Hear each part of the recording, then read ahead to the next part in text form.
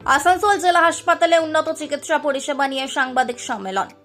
আসানসোল জেলা হাসপাতালে আয়োজিত সাংবাদিক সম্মেলনে হাসপাতালের সুপারিনটেনডেন্ট ডাক্তার নিখিল চন্দ্র দাস জানান, জটিল রোগের চিকিৎসা অপারেশন এখন নিয়মিতভাবে এখানেই সম্পন্ন হচ্ছে। তিনি বলেন, ব্রেস্ট ও সার্ভাইকাল ক্যান্সার ছাড়াও কিডনি, লিভার ও হৃদরোগের উন্নত চিকিৎসা জেলা হাসপাতালেই পাওয়া যাচ্ছে, যা মেডিকেল কলেজের সমতুল্য। রোগী কল্যাণ সমিতির সিদ্ধান্ত অনুযায়ী এই পরিষেবার তথ্য সাধারণ মানুষের কাছে পৌঁছে দেওয়ার উদ্যোগ নেওয়া হয়েছে, যাতে সবাই সরকারি চিকিৎসা ব্যবস্থার সুবিধা নিতে পারেন।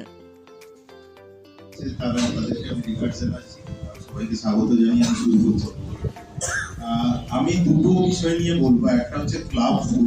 ক্লাব ফুড মানে টেলিপ্যাথিক ইউনোভেরাস, মানে যাদের পাটা বাঁকা থাকে, দেখবেন ওখানে ছবি আছে নিচের দিকে, দেখবেন ওরকম একদম বাচ্চা জন্ম থেকে পাটা বাঁকা থাকে। এই ক্লাব ফুডটা আমরা মোটামুটি গত 10 বছরে লাগাতার কাজ করছি।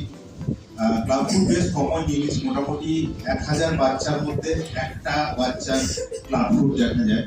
এবং আমরা এই যে রেকমেন্ডেড ট্রিটমেন্ট আছে, যেটা পনসেটি মেথড বলে, উনি একজন লেজেন্ডারি লোক। পনসেটি মেথড উনি যে ট্রিটমেন্টের প্রোটোকল দিয়ে গেছিলেন, সেটা আমরা আসানসোল ডিস্ট্রিক্ট হসপিটালে অ্যাডাপ্ট করে আমরা কাজগুলো মোটামুটি 10 বছর ধরে লাগাতার কাজ করছি।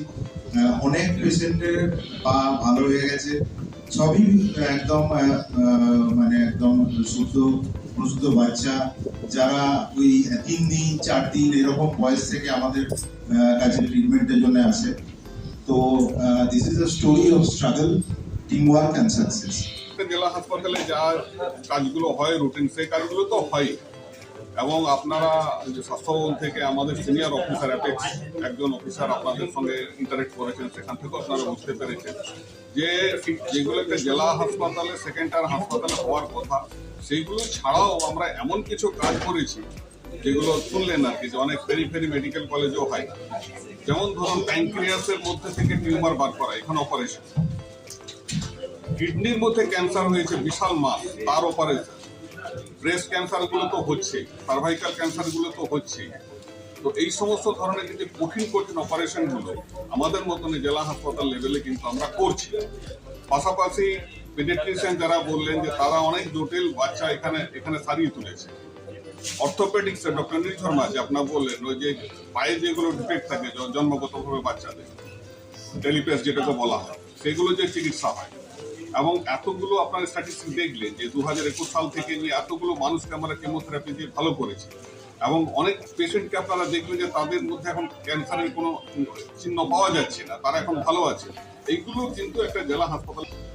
তো এই যে পরিষেবাগুলো আমরা একটা জেলা হাসপাতালের পরিকাঠামো নিয়ে বাড়িয়ে ফেলতে পেরেছি, এই সুবিধাটা এবং যে নতুন নতুন যে প্রকল্পগুলো চলে এসেছে, যেটা বললাম আমরা, নিউরো টেলিমেডিসিন, টেলিকার্ডিও, হেপাটাইটিস ক্লিনিকের যে সুবিধে, এগুলো আরো মানুষের মধ্যে যাক, আমাদের কাছ থেকে গরিব মানুষের পরিষেবাটা আরো ভালো করে পাবে।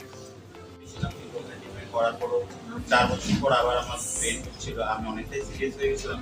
জ্বর ছিল, জলটাও বমি হয়ে যায়। কিন্তু এখানে ভর্তি হওয়ার পর, ট্রিটমেন্ট হওয়ার পর এখন আমি ভাবতে পারিনি যে 6 মাসের মধ্যে আমি এত ভালো করে দাঁড়িয়ে যাবো।